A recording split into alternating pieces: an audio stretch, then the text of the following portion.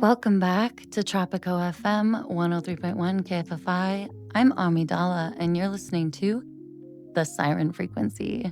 I am really excited to tell you all about this event. That's Mascs for Mimosas, the dark fantasy. And this is Boise's only all drag king brunch. Our drag kings are such an important part of this community. And oftentimes can get overlooked.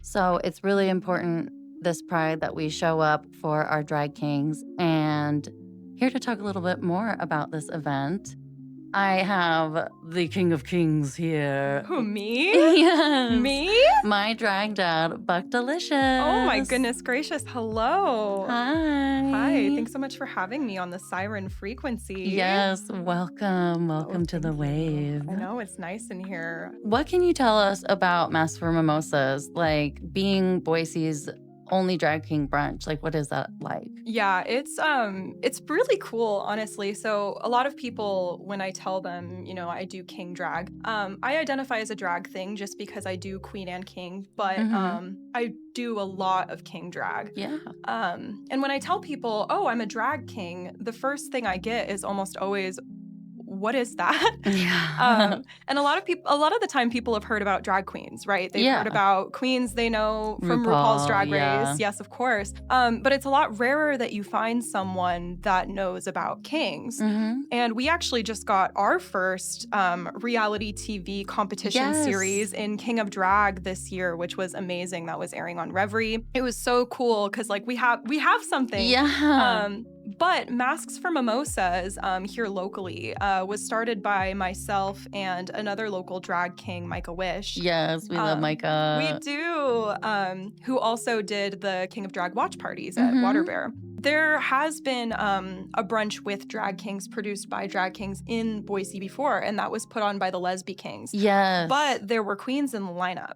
And I think at the time, because there weren't as many kings, so when we did Mascs for Mimosas initially in June, we were the first all drag king drag brunch. And I have to shout out my brothers at the Lesbi Kings. Yes. Because they walked so that we could run. Absolutely. They really built up the king community here for us. 100%. And I think that's why, we are seeing, even on Pride main stage, I don't think we've ever had that many drag kings on a Saturday ever. Absolutely. And we also have several kings and things on Sunday as well. We have so much representation on main stage this year. It's so, so cool.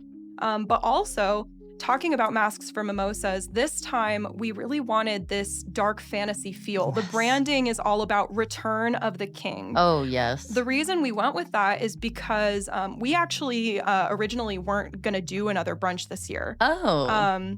But we actually had so many people requesting and reaching out to us and asking, when are you guys coming back? Please, yeah. And when we casted it, we realized, we have this insane, dark fantasy, all of these artists, live in this world. And we were like, we would be so silly not to do a dark fantasy brunch. And honestly, it's taken a lot of work. It's been my life for a while. I can believe it. Yeah. You guys have been putting in so much effort and so much work. And I'm really, really excited. And it's my understanding you're encouraging people to dress up, correct? Yes, I am. Well, because kings are extra. I think a lot of not that drag queens aren't extra, because they certainly are. But We're all I think a little that extra. When you think about king culture is being so over the top. Oh, and yes. so we're going all out for this event. Okay, yes. we Boise Little Theater lent us some decor, so we're decorating. Oh my gosh! Shout out to Boise Little Theater. Right? We have tarot from Moonspire Library. They'll be doing tarot. We have a dark fantasy custom cornhole game made for us by a local woodworker. Okay. It's really, really sick. We've had this awesome network of community partners, and so we really go for this immersive experience. And so I really want people to dress up. Oh, yes, absolutely. I want people to dress up too. Well, I want to see all of the outfits, all of the fair maidens that may attend. Ooh, well, fortunately for you, you will be there. I will. I am going to be there. I'm going to be there covering the whole show. I'm super excited. Like we said, kings are extra. So you're going to want to see Exactly. this. I didn't even talk about we have a headliner coming in from out of town Yes. who Oh is my so gosh. extra. His name is Claudeville, like vaudeville. It's literally the best name ever. I Ooh. know. I know. And like when I tell you, like I followed this king probably like I want to say it was like maybe a year ago on Mhm. Instagram. And like at the time, I mean, they have another persona that they explore their art with. I think Oh, it's a drag cool. persona, and their looks are amazing in that persona as well. Mhm. But when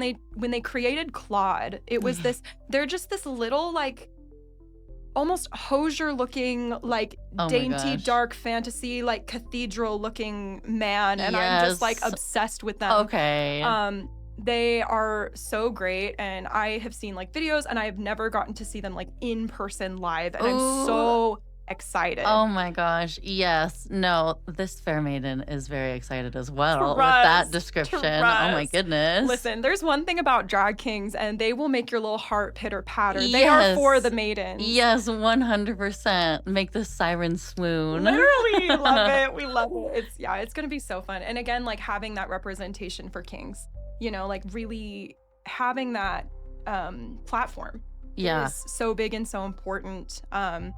Just because again, like I feel like a lot of the time it becomes when we talk about drag, queens kind of tend to dominate the Mhm. conversation. And that's not their fault. Mm-mm. It's not that they're bad or wrong. It's a fantastic art form, and I have Yeah. a lot of respect for it.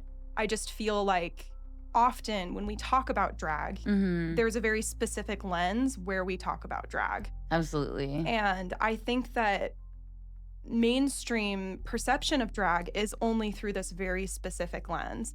When in reality, you look at drag and it's actually this Oh my massively god. huge, extensive art form. You have drag kings, you have drag things, you have drag monsters, Oh my you gosh, have yes. drag clowns, you have all of these different kinds of drag artists, Yeah. and all of this different crossover in these different artistic communities. And so Mhm. I think that representation like this brunch, it's so important in that way. Absolutely, because there are so many people that, like you said, don't even know that this art form exists, Mhm. and they don't realize that this could be like an outlet for them. Yeah. There are so many people out there.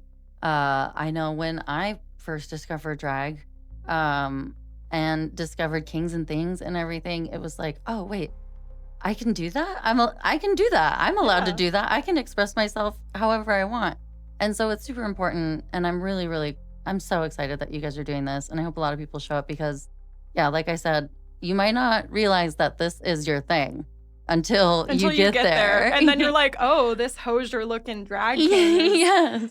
really making my heart sing." Yes, exactly. That and also it's just like an amazing experience. I mean, you can check out our story. You can see It's good all vibes. of yeah, just everybody just smiling from ear to ear. It's such a good time. So I'm super excited. Masks for mimosas. Wait, if we're all dressing up, Oh, what are you wearing? I guess everybody will just have to come down to see and find out. Oh, a A tease. tease A indeed. A tease. tease indeed. And with that, we're going to get back into the music with Kylie Minogue and Can't Get You Out of My Head. That's me thinking about Claudeville, honestly.